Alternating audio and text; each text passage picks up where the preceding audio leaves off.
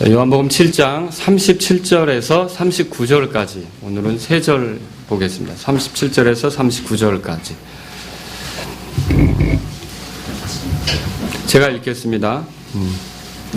마지막 날 곧 명절의 그 큰 날에 예수님께서 서서 외쳐 이르시되 누구든지 목마르거든 내게로 와서 마시라. 나를 믿는 자는 성경 기록이 말한 것 같이 그의 배에서 생수의 강들이 흘러나오리라 하시니라. 그러나 이것은 그분께서 자기를 믿는 자들이 받을 성령을 가리켜 말씀하신 것이니 예수님께서 아직 영광을 받지 아니하셨으므로 아직 성령님께서 주어지지 아니하였더라. 아멘.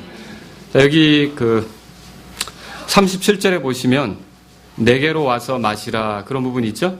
예, 오늘 제가 여러분들에게 말씀을 드릴 제목은 예수님의 초청입니다. 내게로 오라.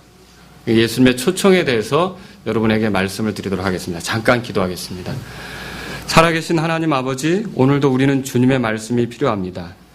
우리가 주님의 말씀을 통해 주님을 어떻게 섬겨야 할지, 또 주님이 어떤 분이신지를 더 알기를 원합니다.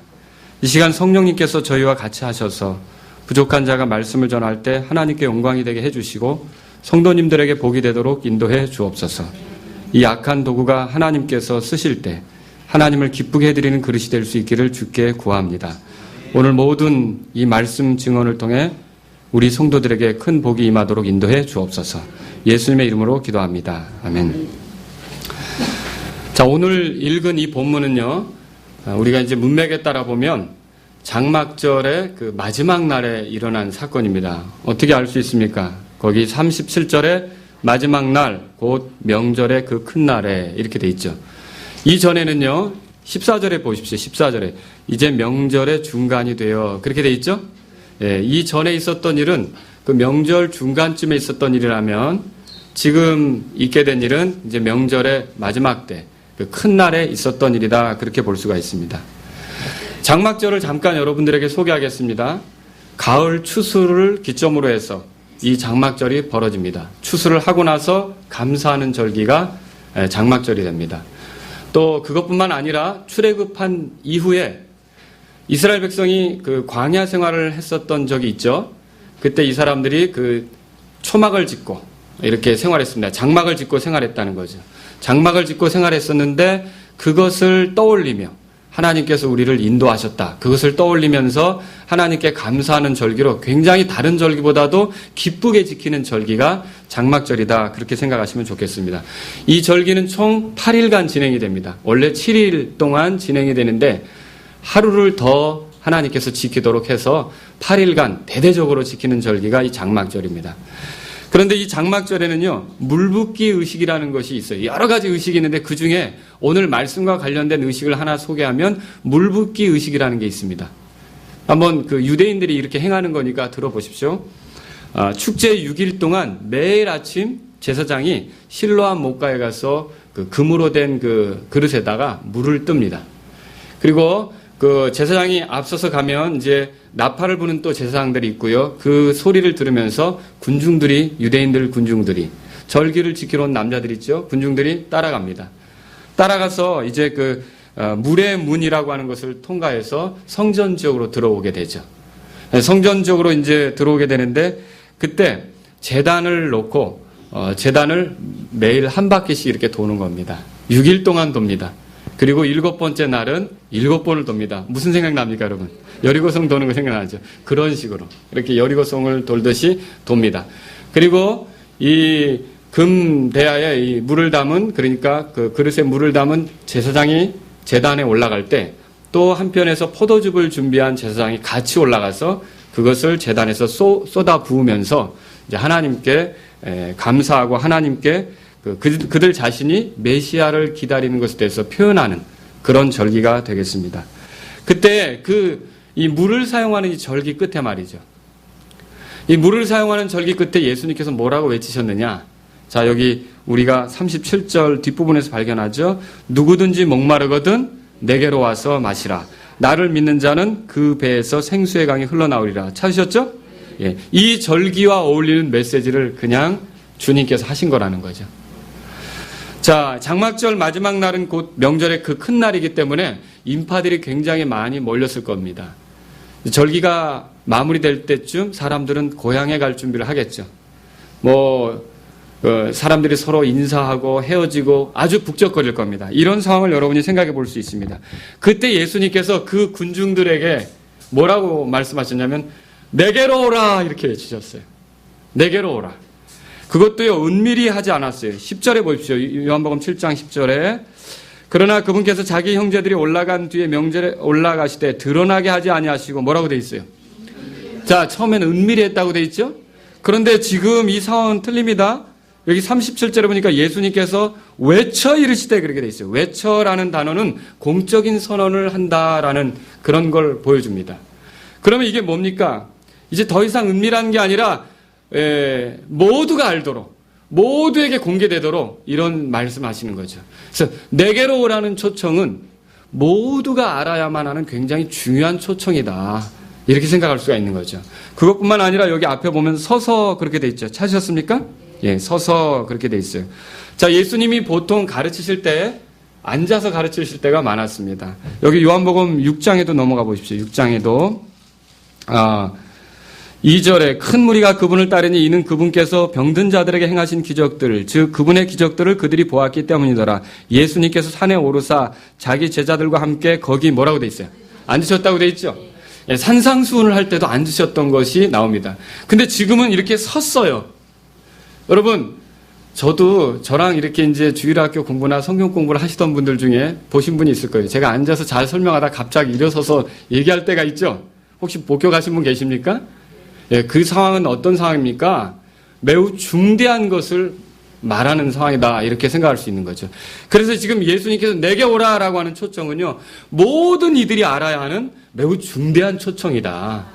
여러분과 제가 그렇게 생각해 볼 수가 있다는 거죠. 그래서 이렇게 모든 이들이 알아야 되는 이 중대한 초청, 이것에 대해서 저와 여러분이 오늘 함께 살펴보는 시간을 갖겠습니다. 이 초청이 누구를 향한 초청인가? 그 초청 대상을 살펴보겠습니다. 그리고 이 초청의 내용이 무엇인가 살펴보겠습니다. 그리고 이 초청 끝에 주는 약속이 무엇인가? 이런 것들을 살펴보도록 하겠습니다. 이렇게 살펴보게 되면요. 여러분과 제가 한 가지 귀한 것들을 깨닫게 됩니다.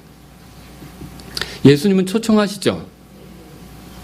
예수님은 초청하시는데 그럼에도 불구하고 그 초청에 모든 사람이 응합니까? 그러진 않죠. 사실 예수님이 초청하시는 이유는 하늘집으로 데려가기 위해서예요. 하나님의 자녀로 살도록 하기 위해서요.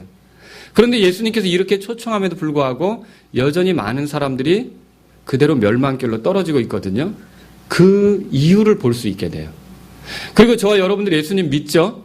그리스도로 믿죠? 구원자로 믿죠? 사실 우리의 삶에 변화가 있는 게 정상적인 거 아닙니까? 사도 바울이 예수님을 받아들였을 때 변화는 즉각적이었어요. 예수님을 믿은 사람들에게 변화는 즉각적인 거라는 거죠. 그런데 예수님을 믿는다고 하는데도 왜 변화가 없는가? 이런 것들에 대한 그 이유들을 이 말씀을 생각해 보면 찾을 수가 있겠다는 거죠. 그래서 여러분과 제가 이 말씀을 공부하면서 내 자신을 바로 잡을 수 있는 기회가 될 수 있기를, 또 구원받지 못한 사람이 있다면 구원받을 수 있는 기회가 될 수 있기를 주의 이름으로 바랍니다. 자, 제일 첫 번째 초청 대상이 누구인가 그랬어요. 37절에 보니까 따라서 누구든지 목마르거든. 예, 목마른 자는 누구든지 초청 대상이 될 수 있습니다. 물론 우리는 여기서 이 갈증이 육체의 갈증이 아니라는 걸 알 수 있어요. 그렇죠? 자, 이 마실 물이 필요하신 분은 내게 오세요. 예수님 무슨 물장수가 아니란 말이죠. 그죠? 여기서 말하는 것은 영적인 목마름을 말하는 것입니다. 다시 말하면 하나님과의 관계 속에서 자기 자신에게 뭔가 부족함이 있다. 하나님과의 관계 속에서 자기 자신에게 뭔가 어려움이 있다. 이렇게 생각하는 사람들을 지금 초청하고 있다는 거죠. 여기 누구든지 목마르거든 내게로 오라 해서 목마르거든 이라는 말은요. 광야 생활을 생각하게 해요. 이스라엘 백성이 출애굽한 이후에 광야를 지날 때 물이 넉넉한 게 아니었어요. 그래서 불평했던 거 여러분 읽어보시죠. 무리바 물, 호렙 반석에서 물이 쏟아져 나온 거 아시죠? 자, 광야 생활은 굉장히 물 때문에 어려움을 겪는 생활입니다. 그런데 공교롭게도 우리가 사는 세상 역시 광야와 다를 바가 없습니다.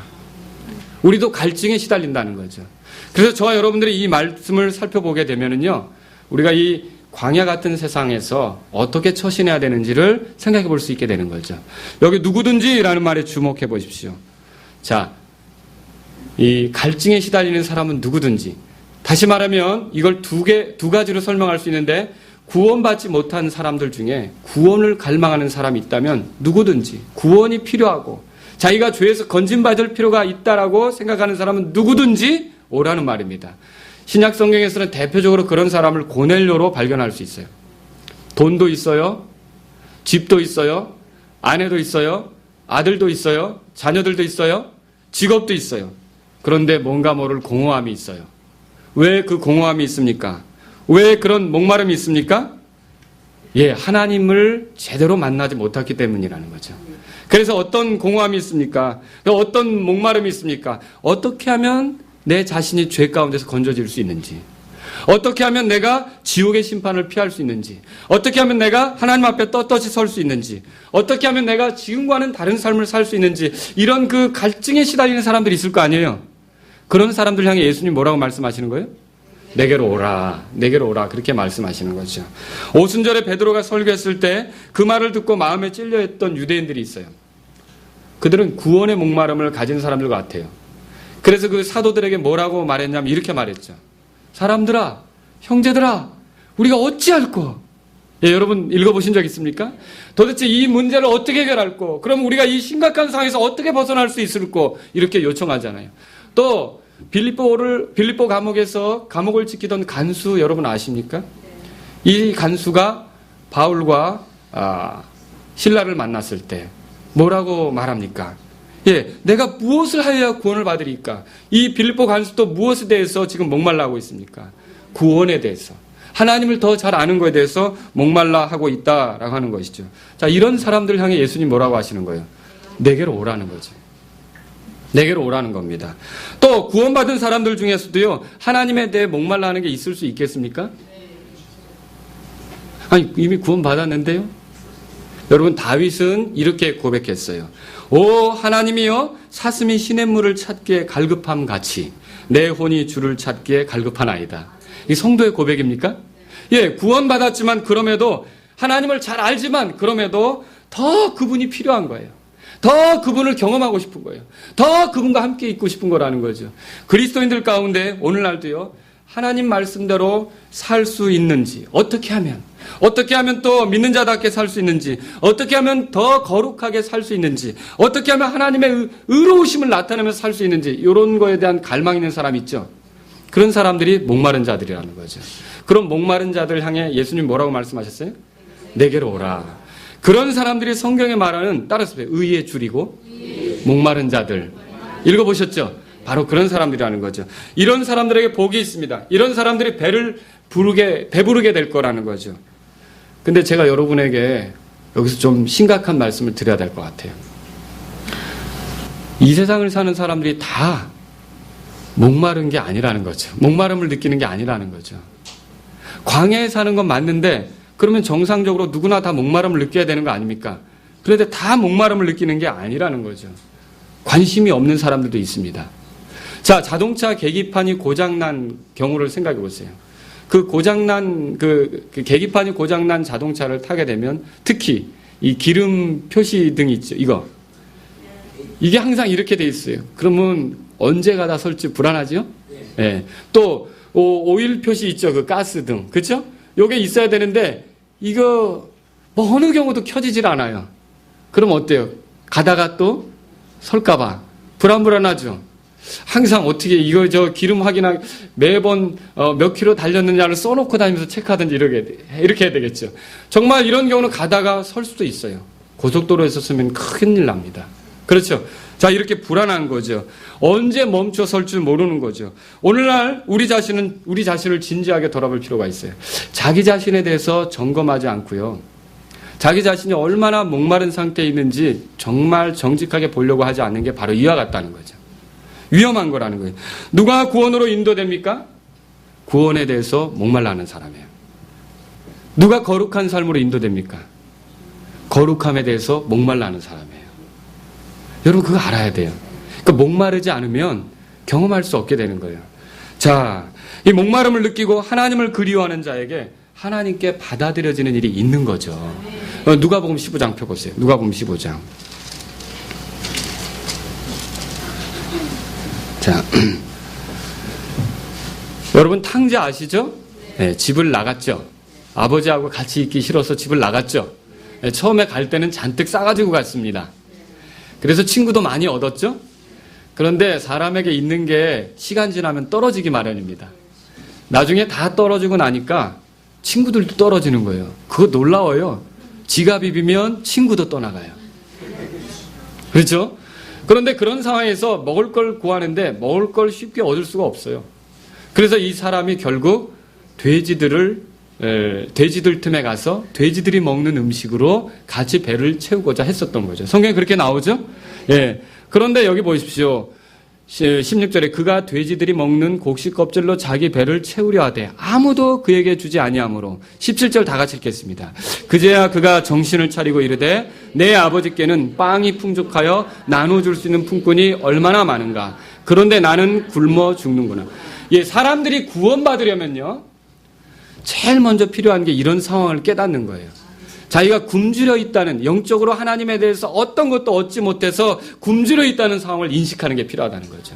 또 어떤 것도 마시지 못해서 목마른 상태에 있다는 걸 깨닫는 게 필요한 거죠. 이런 걸 깨닫는 게 사실은 정신을 차리기 시작하는 시작이에요.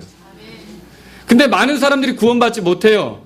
왜 구원받지 못하느냐? 이걸 깨닫지 못하는 거예요.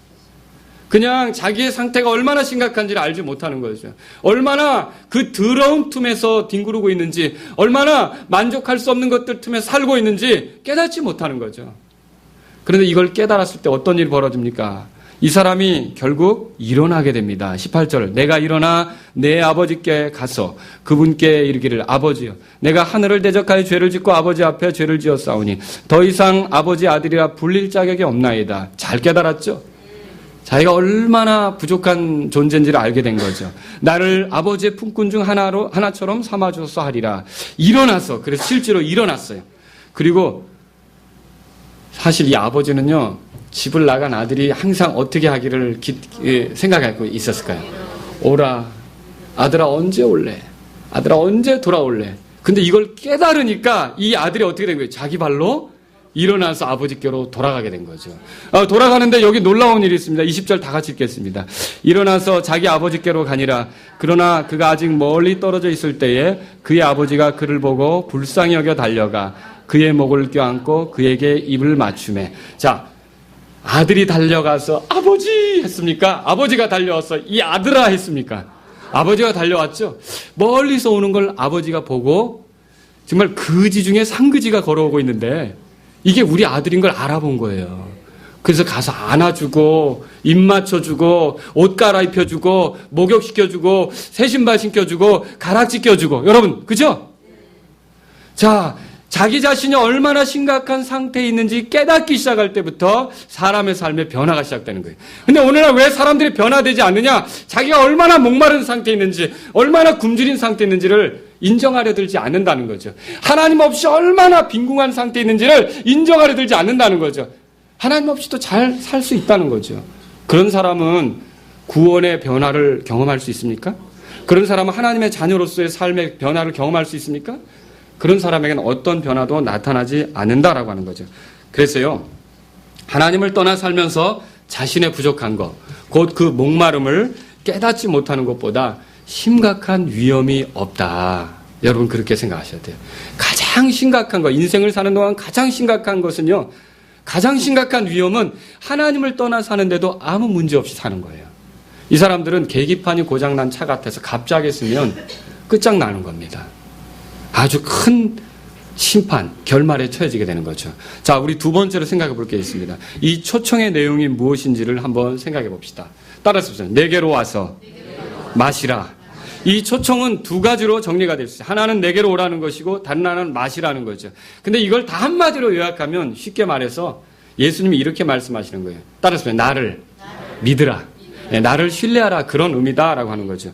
여기 내게로 온다라는 말은요, 행동을 표현하는 거죠.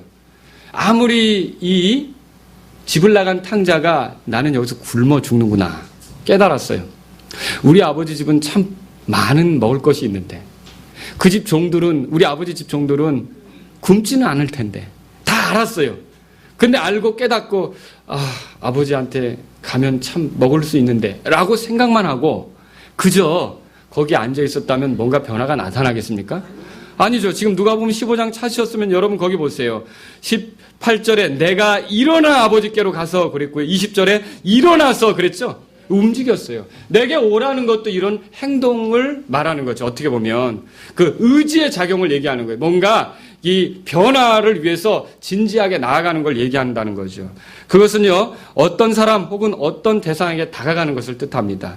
특히 다가갈 때 자기가 신뢰하던 걸 다 내려놓고 다가가는 거예요. 그러면 내게 오라는 초청은 뭐냐면 그동안 네가 신뢰했던 것이 무엇이든지 그게 돈이든지 그게 지위든지 그게 명예든지 그게 어떤 사람과의 관계든지 그거 다 내려놓고 세상을 내려놓고 나를 의지하는 곳으로 나아오라. 그런 초청이라는 거죠. 나를 신뢰하라. 이렇게 말씀하시는 것과 같다라고 하는 거죠. 주님은 여기서요. 단지 오라고 하지 않았어요. 잘 들으세요. 단지 오라고 그렇게 말하지 않았어요. 자, 목마르거든 침례받으러 오라. 그렇게 했습니까? 목마르거든 주의 만찬에 참여하게 오라. 그렇게 했습니까? 목마르거든 예배당으로 오라. 그렇게 했습니까? 목마르거든 고해성사 받으러 오라. 그렇게 얘기했습니까? 목마르거든 어떻게 하라고요? 내게로 오라. 누구에게로 오라고요? 예수님께로 오라. 여러분, 이게 그리스도 자신에게로 오라는 초청이라는 거죠. 굉장히 중요합니다. 내게로 오라는 이 말은요, 예수님 자신만이 하나님으로 채워지게 하신다는 거죠. 예수님 자신만이 인간의 부족함을 채워주는 구세주라는 거죠. 예수님 자신만이 인간을 죄 가운데서 건지시는 분이라는 거예요. 예수님 자신만이 인간을 하늘나라로 인도할 수 있는 안내자라는 거죠. 예수님 자신만이 하나님과 인간을 화목하게 만들 수 있는 유일한 분이시라는 거죠. 그래서 내게로 오라. 죄에서 건지실 분이 누굽니까? 우리를. 예수님이시죠. 또 우리를 거룩하게 하실 수 있는 분이 누굽니까? 예수님이죠. 예수님은 그렇게 얘기하는 거예요. 그래서 실제로 우리는 예수님께 가야 돼요. 다른 데로 가는 게 아니에요. 오늘날 우리가 도움을 필요로 할 때 누군가를 찾아가는 일이 있어요. 경험 있으시죠? 찾아가 본 일. 성경이 써질 때에도 사람들이 많이 찾아다녔어요. 도움이 필요하면. 자신이 못 가게 되면 대리인을 보내기도 했고요. 그죠? 오늘날도 그래요. 격식을 차려서 사람에게 도움을 구할 때는 가든지 누군가를 보내든지 이렇게 한단 말이죠. 물론 스마트폰이나 뭐 여러 가지가 있어서 지금은 안 가고도 도와달라고 하지만 예전에는 이렇게 찾아가는 게 맞다는 거죠. 자, 그러면 여기서 내게로 오라는 초청은 그렇게 예수님께로 오라는 초청이에요. 예수님께로 나오라는 거죠. 여러분이 구원받기 위해서는 신학교에 가야 하는 것이 아닙니다. 예수님께로 오는 겁니다. 또 여러분이 구원받기 위해서는 헌금을 드리러 가는 게 아닙니다. 예수님께 오는 겁니다. 또 여러분이 구원받기 위해서 봉사활동 많이 하러 가는 게 아닙니다. 예수님께 오는 겁니다.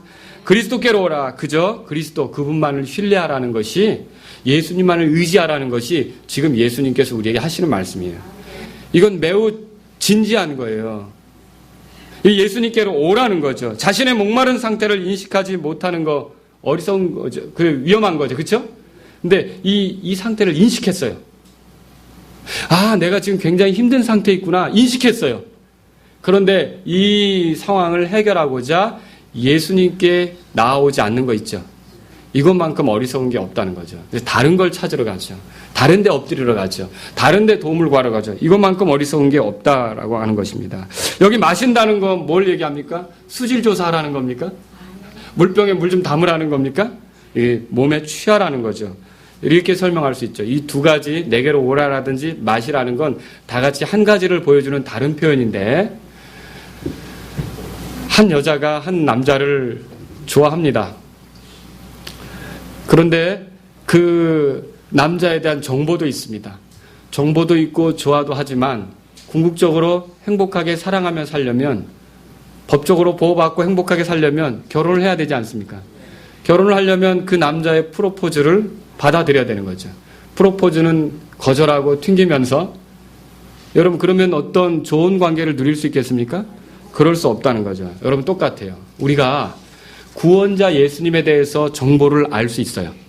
어떻게 알 수 있습니까? 복음 전도자들이 얘기하죠? 설교를 듣죠? 하나님 말씀을 듣잖아요. 그리고 들어보니까 좋은 분이에요. 그래서 호감도 생겨요. 그런데 진짜로 예수님과 좋은 관계를 누리려면 뭐가 필요합니까? 그분을 받아들이는 게 필요한 거예요. 그분을 영접하는 게 필요하다는 거죠. 요한복음 1장 보세요. 그래서 요한복음 1장 요한복음 1장입니다. 12절. 다 같이 읽겠습니다. 그분을 받아들인 자, 곧 그분의 이름을 믿는 자들에게는 다 하나님의 아들이 되는 권능을 그분께서 주셨으니. 여러분 보세요. 예수님을 받아들이면 하나님의 자녀가 된다는 거예요. 예수님을 모시는 거죠. 이건요, 무엇을 의미하는 거냐면 단지 지성으로 그분을 알고, 나 예수님 알아. 십자가에서 못 박혀 죽으셨대. 우리 죄 때문이래. 이게 지성으로 아는 거 얘기하는 게 아니라는 거죠. 그거 좋은 일이네. 예수님 참 괜찮은 일 했네. 그런 분이 있다면 참 우리가 본받을 만한 분이지. 이런 어떤 정서로 아는 게 아니라는 거죠. 이것도 포함하지만 예수님을 궁극적으로는 받아들이는 거예요. 근데 이 받아들인다는 건 의지와 관계가 있어요. 그럼 받아들이는 걸 어떻게 알 수 있느냐? 여러분, 예수님 앞에 진짜 무릎을 꿇어보신 적 있으십니까? 도와달라고. 또 예수님 앞에 진짜 엎드려 보신 적이 있느냐는 거죠. 이거는요, 이 의지의 활동이라는 거죠. 이런 것이 없으면 참되게 그만큼 자기 자신을 낮추고 예수님을 인정하면서 모셔드리는 행동들이라는 거죠. 이런 그 예수님을 향해 그런 마음이 없으면 안 된다라고 하는 것입니다. 또 이렇게 마시는 건요, 체질을 변화시켜요. 아마 물 가지고 이렇게 일을 해보셨던 분, 물을 홍보해 보셨던 분들은 이런 사실들을 잘 알 겁니다. 카페인이 다량 함유된 음료를 단기간 섭취하게 되면 자기가 마신 것에 의해서 이 본인이 스스로 각성이나 이완을 하는 것에 영향을 받게 되죠. 잠이 안 온다고 하는 분도 있잖아요. 커피 마시면 잠이 안 와. 그게 마시는 거에 의해서 자기 몸이 영향을 받는다는 뜻 아닙니까? 그죠? 예. 또 한 번은 오렌지 주스와 커피 그리고 탄산음료에 닭뼈를 넣었던 적이 있다고 그래요. 그래서 실험을 해봤는데 오렌지 주스하고 또 커피 안에 있던 닭뼈는 별 문제가 없는데 이 탄산음료에 있었던 닭뼈는 부스러지더래요. 으깨지더라는 거죠. 자, 이게 몸에 뼈에도 영향을 미친다는 걸 알 수 있죠. 마시는 게. 그죠? 마시는 건 이렇게 영향을 미쳐요. 지난해 미국에서는요, 14살 먹은 소녀가 그 하루에 에너지 음료라고 아세요? 공부하기 위해서 잠 안 자려고 먹는 거. 이거를 2캔을 마시고 숨지는 일이 발생했다고 보도가 되기도 했어요. 마시는 거에서 사람이 변화가 나타난다는 거죠. 이게 우리도요, 예수님이 마시라고 하는 건요, 우리의 변화를 위해서 지금 말씀하시는 거예요. 진짜로 예수님을 그렇게 엎드려서 그분을 높이 인정하고 받아들이게 되면 그 사람 삶의 변화가 나타날 수 있다는 것이죠. 그런데 많은 사람들이 알아요. 그분이 좋은 분이라는 걸 알아요. 그리고 좋다고 생각하죠. 그런데 궁극적으로는 엎드릴 생각을 안 하는 거예요. 그리고 궁극적으로는 무릎을 꿇지 않는 거죠. 그러니까 어때요? 알긴 알아도 삶의 변화는 일어나지 않는다라고 하는 것입니다. 지난 목요일에 제가 평택 등대침역에 갔었습니다. 맛있는 음식도 먹었어요. 터키, 칠면조도 먹었습니다. 다음에 우리 교회 성도들을 데리고 오라 그래서 내년에는 한번 모시고 갈까 하는데 그때 수사모님에게 제가 교제하면서 좋은 시간을 가졌어요. 그런데 그 수사모님이 그 집안에서 7명의 자녀가 있는 집안에서 처음으로 중학교 2학년 때 예수님을 영접한 얘기를 하셨어요. 근데 처음엔 굉장히 어려웠어요. 아버님이 집안에서 그 예수님을 믿는 거를 집안 가족 다른 어른들이 싫어하기 때문에 교회를 못 나가게 하신 거예요. 그래서 수요일은 아버지가 늦게 오니까 가는데 주일날은 아버지가 딱 지키고 있으니까 못 가는 거죠. 그래서 고민을 하던 끝에 누군가 아이디어를 줘서 새벽에 있죠.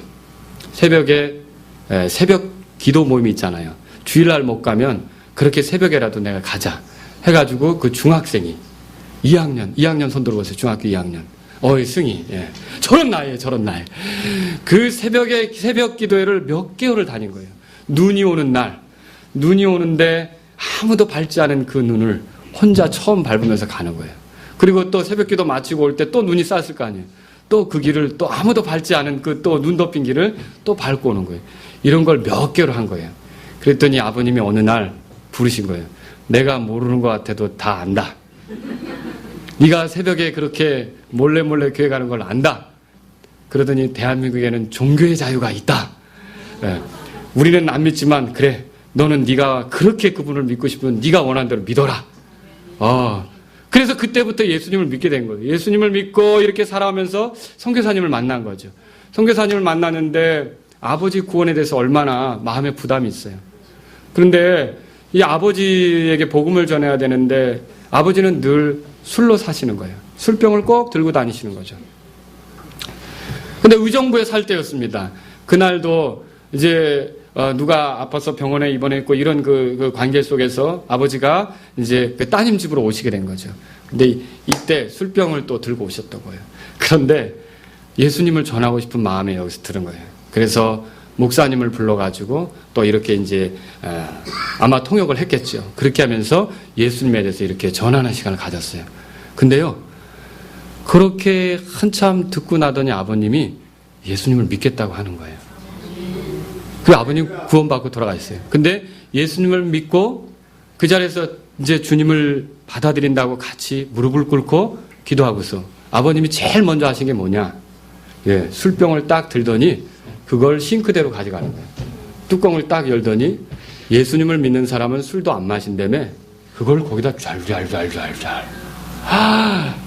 그리고 또 주머니를 딱 뒤지더니 또 있죠, 그거. 2대, 술과 같이 있는 거 있죠? 담배를 딱 꺼내시더니 예수님을 믿는 사람은 담배도 안 핀다며 꾸기는 거예요. 그리고 쓰레기통에 딱 넣으시는 거예요. 그날 이후로 그 아버님께서 술과 담배는 멀리 하시면서 완전히 다른 삶을 사셨다는 거죠. 놀라운 일 아닙니까? 그게 마신 거라는 거죠. 그게 예수님께 와서 예수님의 진리들을 취하고 예수님이 어떠한 분이라는 걸 알고 예수님을 그냥 좋아하만 한 게 아니라 예수님에 대해서 알기만 한 게 아니라 왜 사람이 변화 안 되느냐? 알아요.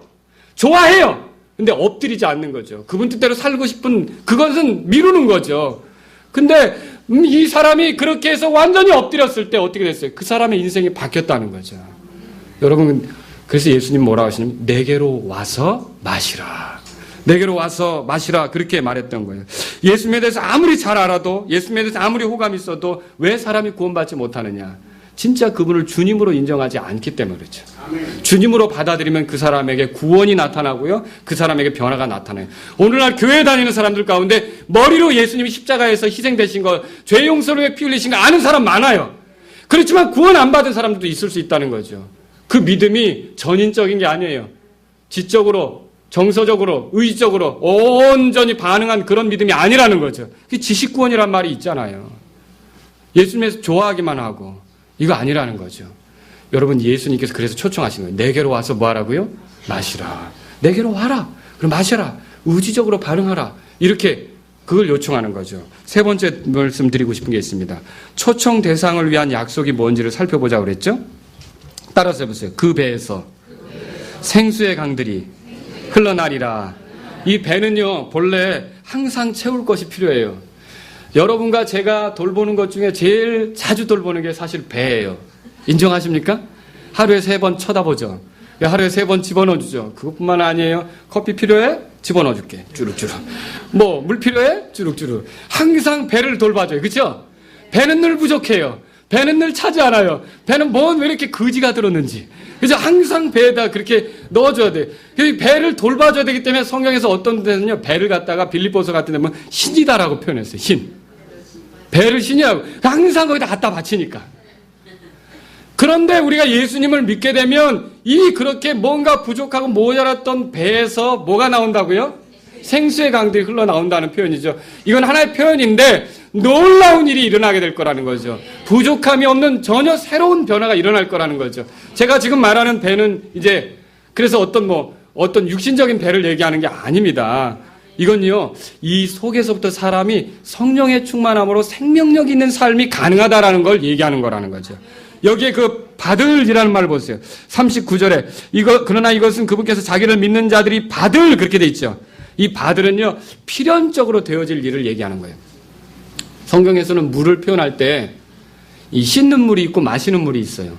여러분이 그 씻는 물은 말씀에 여러분이 그 빗대어 생각하시면 좋습니다. 말씀을 자꾸 들을수록 우리가 깨끗해지는 거 아세요? 네, 그렇죠? 마시는 물은 뭐에 빗대어 생각할 수 있냐면 성령님에 빗대어 생각할 수가 있습니다.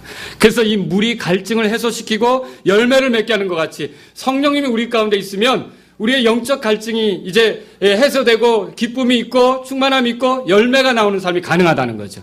이 성령님이 우리 안에서 이런 일들을 하신다는 거예요. 39절에 보시면요. 39절에 보면 그러나 여기 보면요, 예수님께서 아직 영광을 받지 아니하셨으므로 그렇게 돼 있죠.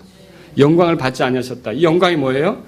예수님이 십자가에 못 박히시고 부활하신 뒤에 승천하시는 것. 그죠? 그러면 이런 영광스럽게 되기 전에 죽음과 고난이 있어야 되겠죠? 고난과 죽음이 있어야 되겠죠? 자, 그러면 이 당시 이 성경 말씀으로 볼 때 이걸 말씀하실 당시에는 이게 실현된 겁니까? 아직 약속입니까? 약속이죠. 근데 이제 이걸 여러분에게 여쭙겠습니다. 그러면 이 약속은 우리들에게는 어떤가요? 예수님이 이미 영광 중에 계신 거 맞습니까? 그러면 그분을 믿는 자들은 이걸 취하는 게 맞습니까? 그러면 저와 여러분들이 오늘 깨달아야 될 게 있어요. 저와 여러분들 안에는요, 그 배에서 생수의 강들이 넘쳐나는 것처럼 생명력이 넘치는 성령님이 계시다는 걸 믿으시기 바랍니다. 이 성령님은 우리의 보호자이십니다. 우리의 위로자이십니다. 우리의 안내자이십니다. 우리의 지지자이십니다. 우리의 공급자이십니다. 우리의 협력자이십니다. 우리를 응원하는 분이시라는 거죠. 우리를 이끌어내시는 분이라는 거죠. 죄 가운데 있으면 나오라고 우리를 불러들이시는 분이라는 거죠. 이분이 우리가 잘 가도록 이끌어주시는 분이 어디 계시다고요? 여러분 믿으십니까? 근데 왜 그리스도인들이 삶의 변화가 약하고 이러냐는 거죠. 분명히 내가 영적 기갈 중에 있다는 걸 알았어요. 그래서 예수님께로 왔어요. 단지 지식으로만 온 게 아니고 단지 정서로만 온 게 아니고 의지까지 동원해서 모두 주님 내 삶의 주인님이다라고 맡겼다고요. 근데 왜 또 변화가 안 일어나는 겁니까? 그랬는데도 내 안에 성령님이 계신 걸 무시하고 사는 거예요. 내 안에 성령님이 일하시는 걸 덮어두고 사는 거죠. 그 샘이 솟아나오려고 하는 뚜껑을 막아두는 것처럼, 마치 달란트를 받아놓고 땅에 묻어두는 사람처럼 하나님의 영께서 우리 안에 거하시는데 그분을 존중하지 않는 거라는 거죠. 그분이 어떤 분이신데요? 여러분, 그분이 어떤 분이십니까? 그분은 권능의 영이에요. 근데 왜 힘없이 살고 있습니까? 왜 그분께 도움을 호소하지 않습니까? 그분은 어떤 분인데요? 사랑의 영이에요. 그런데 왜 우리는 사랑하지 못합니까? 왜 용서하지 않습니까? 왜 미움 가득하게 삽니까? 그분을 무시하는 거라는 거죠. 그분은 지혜의 영이에요. 근데 왜 세상 사람들처럼 삽니까? 세상 사람들의 방식으로 삽니까? 변화가 안 나타나는 거죠. 그분은 어떤 영인데요? 거룩의 영이에요. 그래 성령님 아닙니까? 근데 왜 더럽고 추한 것에 눈길을 주고 마음을 빼앗기며 거기에 시간을 보내고 거기에 물질을 쓰고 거기에 헛되게 인생을 보내며 허비하며 사느냐는 거죠. 내 안에 성령님이 생수의 강들로서 넘쳐나는 것을 내가 지금 무시하고 있는 거죠. 여러분과 제가 오늘 깨달아야 될 게 있어요. 그분을 믿는 자들은요, 이미 그분으로부터 누릴 그 모든 풍요 있죠? 이것이 가능하도록 하는 분이 여기 안에 계시는 거예요. 그래서 어렵고 힘들 때마다, 시험을 당할 때마다, 코너에 몰렸을 때마다, 고난당할 때마다, 낙심이 될 때마다 내 안에 계신 성령님, 저의 도움이 되시려고 계신 거 알고 있어요. 도와주세요, 성령님. 도와주세요. 함께 하세요, 성령님. 이길 수 있게 해주세요. 주님이 능력이 되어주세요. 주님이 사랑할 수 있도록 힘이 되어주세요. 여러분, 성령님께 여러분의 그 삶을 의탁하실 수 있기를 주의 이름으로 바랍니다. 여러분, 그렇게 되면요, 흘러난다라는 표현 보세요. 이렇게 될 때 자기뿐만 아니라 다른 사람에게까지도 영향을 미치는 삶이 가능하다는 거죠. 주님은 우리가 그런 삶이 되기를 원하신 거예요. 저는 여기에서 여러분들이 좀 주목했으면 하는 게 있습니다. 그리스도께서 이 약속을 어디서 하셨느냐는 거죠. 이 문맥을 따라볼 때 14절 보세요. 요한복음 7장 14절. 이제 명절 중간이 되어 예수님께서 어디에 올라가셨다고요? 성전에 올라가셨다고 그랬죠. 28절 보세요. 그때 예수님께서 어디에서 가르치셨다고 그랬죠? 성전에서 가르치셨다 그랬죠. 예수님은 지금 계속 절기를 지키기 위해서 예루살렘 성전 안에서 사람들과 같이 있는 거죠. 자, 아까 물기 의식도 역시 성전 안에서 진행되는 거고요. 그죠? 계속 성전 안에서 있는 거예요. 근데 이 말씀을 어디서 하신 거예요? 성전 안에서 했다는 거죠. 교도소가 아닙니다. 교도소에서 내게 오라고 한 게 아니라는 거죠. 창녀촌에 가서 내게 오라고 한 게 아니라는 거죠. 라스베가스에 가서 내게 오라고 한 게 아니라는 거죠. 저 강원도에 강원랜드에 가서 내게 오라고 한 게 아니라는 거죠. 여러분, 이거 어디서 한 겁니까? 성전 안에서 한 거예요. 자, 예수님께로 와야 될 사람은 손가락질 받는 죄인들만 해당하는 게 아니라, 남들에게 인정받을 만한 삶을 살고 있다고 여겨지는 사람도 와야 됩니다. 또 종교에 대해서 무관심한 그런 사람들만 예수님께 올 게 아니라 종교에 깊이 관심 있는 사람들도 예수님께 와야 되는 겁니다. 또 매우 잘 배우지 못한 그런 그 무식한 사람들만 오는 게 아니라 스스로 잘 배웠고 성경을 안다는 사람, 또 하나님 말씀대로 살려고 하는 사람, 하나님의 말씀대로 뭔가를 지켜보려고 하는 사람, 절기 지키려고 모인 거 아닙니까? 이런 사람들도 끊임없이 계속 예수님께로 와야 된다는 뜻입니다. 저 여러분들이 계속 예수님께 나아가야 돼요. 지금 성경은 이것을 말하고 있습니다. 근데 예수님의 초청에도 불구하고 많은 사람이 구원받지 못한 채로 끝나요. 왜 그래요? 많은 사람이 변화없는 삶으로 끝나요. 왜 그래요? 그들은 자신의 상태가 얼마나 심각한지를 생각하지 않기 때문이에요. 잘 들어보세요. 지금 구원받지 못한 사람들 대부분이 그래요. 또 그렇게 생각했다 할지라도, 내가 끔찍한 상태에 있다 할지라도 가룟 유다처럼 예수님께 오지 않고 자기 스스로 해결하려고 하는 거죠. 자기 방법을 찾아가는 거죠. 누구에게로 와야 된다고요? 예수님께로 와야 되죠. 또 예수님께로 오는 것 같아도 지식적으로 왔어요. 성경 공부 열심히 참여해요. 그리고 좋다고 해요. 그런데 엎드릴 줄 몰라요. 자기 자신을 낮출 줄 몰라요. 그럼 변화 일어납니까? 안 일어난다는 거죠. 예, 그래서 한번 온 마음으로 엎드려 본 적도 있어요. 그래서 진짜 예수님 나의 주님이십니다. 나의 구원자이십니다. 이렇게 했어요. 그런데도 삶의 변화가 안 나타나요. 왜요? 주님이 약속하신 성령이 이미 들어와 계신데도 그 성령님을 의지하지 않으려고 한다는 거죠. 육신으로만 계속, 자기 생각으로만 계속, 자기 경험으로만 계속 살아가려고 한다는 거죠. 그런데 어떻게 변화가 나타나느냐는 거죠. 그래서 오늘 우리가 결론에 이르게 되는데요. 몇 가지를 말씀드립니다. 첫 번째로요. 하나님과 함께하지 않는데도 목마른 상태임을 깨닫지 못하는 것만큼 위험한 게 없습니다. 인정하시겠죠? 또 두 번째로요. 자신이 목마른 상태임에도 불구하고 예수님께로 오지 않는 것만큼 어리석은 것은 없습니다. 예배드리러 오더라도 예수님께 오지 않으면 소용없어요. 여러분 지금 예배드리러 왔죠? 예수님 앞에 와 있는 겁니까? 예수님께로 나온 겁니까? 헌금을 드리러 가요? 봉사활동하러 가요? 목사님 만나러 가요? 예수님께로 와야 되는 거죠. 여러분 제가 여러분에게 구원 주는 거 아닙니다. 예수님께서 주시는 겁니다. 예수님께로 와야 돼요. 제가 여기 있는 이유는 어디 있습니까? 예수님께 나아가도록 돕기 위해서 있는 겁니다. 세 번째로요. 예수님께 온다 하더라도 단지 지적으로 오고 호감을 가지고 올 뿐 정말로 그분 앞에 엎드릴 줄 모르고 자기 자신을 의지적으로 낮출 줄 모르면 변화 있어요? 없어요? 없죠. 그런 거는요. 정말로 무모한 거예요. 그렇게 예수님께 와도 그냥 겉으로 알고 그런 사람들이 교회 다니다가 결국 지옥에 가겠죠. 열심히 신앙생활하는 것 같지만 변화 없겠죠. 그렇죠? 네 번째로요. 예수님을 믿는다면서 자신 안에 거하는 성령님의 가치를 알지 못한다. 여러분 불행한 일입니다.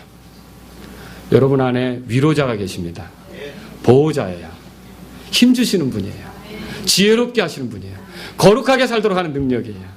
지지자예요. 잘할 때는요 격려하시는 분이에요. 못할 때는 빨리 나와 이렇게 채근하실 수 있는 분이에요. 여러분에게 그런 분이 계신데 왜 그분에 대해서 눈길을 주지 못하고 마음을 주지 못하고 그분에 대해서 생각을 닫고 덮어두고 나 혼자 선 것처럼 그리스도인으로서 쩔쩔매느냐는 거죠. 지금부터 우리 안에 누가 계시는 걸 알아야 된다고요? 예, 구원받을 때부터 알아야 되겠죠. 저와 여러분에게 약속이 성취됐어요. 나를 믿는 자에게는 그 배에서 생수의 강들이 흘러넘치는데 이것은 그를 믿는 자들이 받을 성령을 가리켜 말씀하신 것이다. 성령님을 통해 풍요롭게 살 수 있는 가능성이 열려있음을 믿으시기 바랍니다. 이미 그래서 여러분과 저는 복의 통로가 될 수 있어요. 다른 사람들에게 복을 나누어줄 수 있어요. 그런데 우리가 이 성령님을 의지하지 않고 내 멋대로 간다면 어떻게 다른 이들에게 복음을 전할 수 있습니까? 여러분 이 시간 구원받지 못한 사람이 있다면 우리를 위해 죽으시고 부활하시기 위해 이 땅에 찾아오신 구원자, 그리고 지금은 우리를 위해 속죄를 이루시고 십자가의 피로써 우리의 죄값을 치르시고 그저 믿기만을 기다리시는 그 영광 중에 계신 예수님께로 오실 수 있기를 주의 이름으로 바랍니다. 구원받은 사람이라도 주님 없이 공허함을 느끼고 갈증에 시달리는 사람은 예수님께 나오십시오.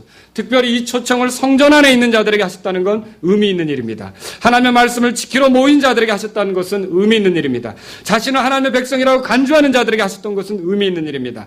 오늘 하나님의 집에 모인 우리들, 하나님 말씀대로 살고자 하지만 잘 안 되는 우리들, 자기 자신 하나님의 백성이라고 여기는 우리들도요, 누구든지 목마르거든 내게로 와서 마시라. 나를 믿는 자는 그 배에서 생수의 강들이 흘러나리라. 이렇게 말씀하시고 약속하시고 초청하시는 주님의 소리를 들을 필요가 있다는 거예요. 이 초청에 응하지 않겠습니까? 주님, 내가 예수님을 믿고 있지만 지금도 이 초청에 응하고 이 성령님에 의해서 정말 주님의 풍요를 경험하길 원합니다. 예수님께 나아갑니다. 예수님, 나를 도와주실 분은 주님이십니다. 내 소망은 주님이십니다. 주님밖에 내가 의지할 분이 없습니다. 주님이여, 나를 좀 붙잡아 주십시오. 예수님께 나오시지 않겠습니까?